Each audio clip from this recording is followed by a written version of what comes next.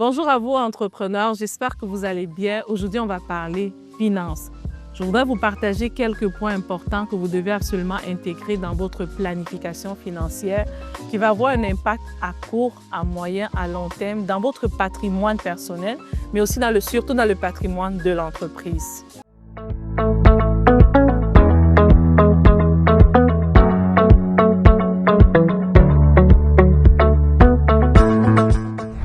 La première chose que vous devez en fait comprendre, c'est que les finances sont un levier, sont vraiment un département de l'entreprise capitale. Vous voulez aller un peu plus loin, on va avoir besoin de vos données financières. Vous voulez vous développer davantage, on a besoin de finances. Vous voulez, les clients prennent vos services, c'est toujours l'argent, il y a l'argent qui tourne. Donc, toute la dimension financière est vraiment un élément capital de croissance. Et souvent, on va voir des entrepreneurs qui vont mettre beaucoup d'accent, OK, il faut que je fasse ce marketing, il faut que... Mais OK, dans ta dimension financière, est-ce qu'il y a de l'ordre d'abord? Parce que s'il n'y a pas de l'ordre, on a déjà un gros fardeau en fait qu'on traîne avec nous. Donc, la première chose, c'est que prenez conscience que vos finances, là, prenez le temps de mettre de l'ordre là-dessus. Et vous allez voir à quel point, même en mettant seulement de l'ordre, vous aurez la clarté sur la vision de l'entreprise. Aujourd'hui, je voudrais vous partager, comme je vous ai dit, quelques éléments à mettre dans votre planification financière qui va être un levier. La première chose que vous devez absolument faire, c'est clarifier la vision de votre entreprise sur un minimum de 5 ans. Vraiment, certains me disent, OK, mais quel est le rapport entre la vision de l'entreprise et les finances? Attendez un petit peu. Donc, prenez le temps de clarifier qu'est-ce que je veux bâtir pendant les 5 prochaines années avec mon entreprise. En termes de croissance financière, en termes de croissance, de positionnement dans la société, en termes d'impact, en termes même de patrimoine, d'investissement et autres.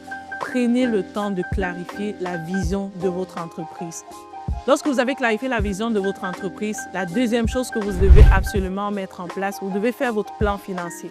Et dans ce plan financier, vous devez tenir compte de plusieurs paramètres. Dans votre plan financier, il y a plusieurs paramètres. Je sais que vous connaissez déjà les prévisions et tout le reste, mais je veux surtout attirer votre attention d'intégrer 3 éléments dans votre planification financière.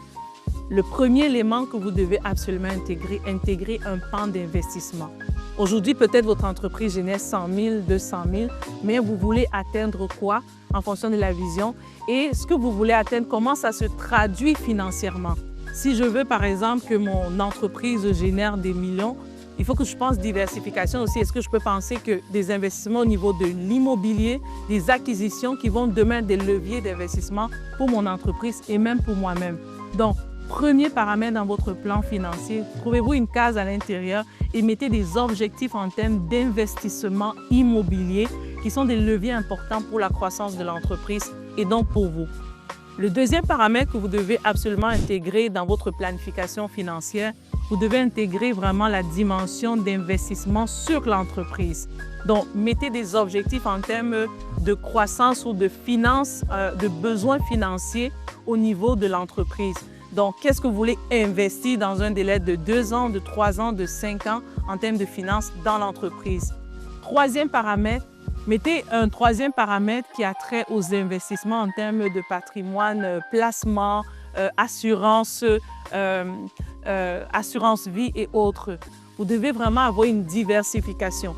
Et lorsque vous avez mis ces paramètres-là, intégrez ça dans votre plan financier, dans vos prévisions financières et autres, vous allez faire une troisième chose. La troisième chose que vous allez faire, c'est que vous allez ouvrir des comptes séparés. Et certains vont me dire, OK, même si on ne génère pas encore, comment je gère ça? Il faut savoir qu'on ne peut multiplier ce qu'on n'a pas. 0 fois 1000 égale 0. Je le dis souvent aux entrepreneurs, 0 fois 1000 égale 0. Alors, dans ces comptes-là, vous allez créer des comptes séparément. Et ces comptes-là, peu importe, même si c'est $1, même si c'est $2, prenez un engagement dans votre prévision financière d'intégrer un montant où vous allez virer de façon automatique chaque mois, chaque 2 semaines à des fréquences constantes. Ce montant-là virez de façon automatique dans ces comptes-là. Vous allez vous rendre compte à quel point on dirait que ça se multiplie. Hein? Les opportunités viennent à vous. Et c'est comme si vous avez mis une terre fertile en fait à la croissance de l'entreprise. Donc ça, c'est vraiment 3 paramètres que j'aimerais que vous puissiez mettre en place. Et je vais terminer avec un détail qui fait toute la différence. Intégrer un suivi-évaluation. Je le dirai jamais assez, intégrer un suivi-évaluation dans toute cette gestion-là. Vous avez mis, vos prévisions sont là, vos plans financiers sont là. Mais maintenant, sur cette partie-là, intégrer une dimension, vous allez comme toutes les semaines, tous les mois, aller valider si est-ce qu'il y a l'argent dans le compte, est-ce que c'est vraiment parti, ou trouver une personne dans l'entreprise qui est très sérieuse avec les finances, qui peut s'en occuper, ou même une technicienne comptable, une personne qui fait la tenue de vos livres. De toutes les façons, trouver une personne qui va s'assurer que vous virez vraiment ce montant-là. Rome ne s'est pas construit en un jour.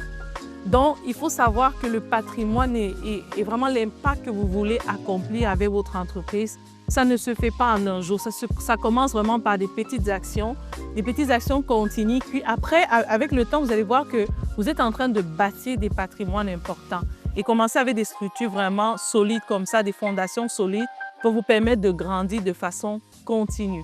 Donc, dites-moi un peu en commentaire, est-ce qu'il y a d'autres astuces que vous utilisez pour pouvoir bonifier votre planification financière et construire votre patrimoine?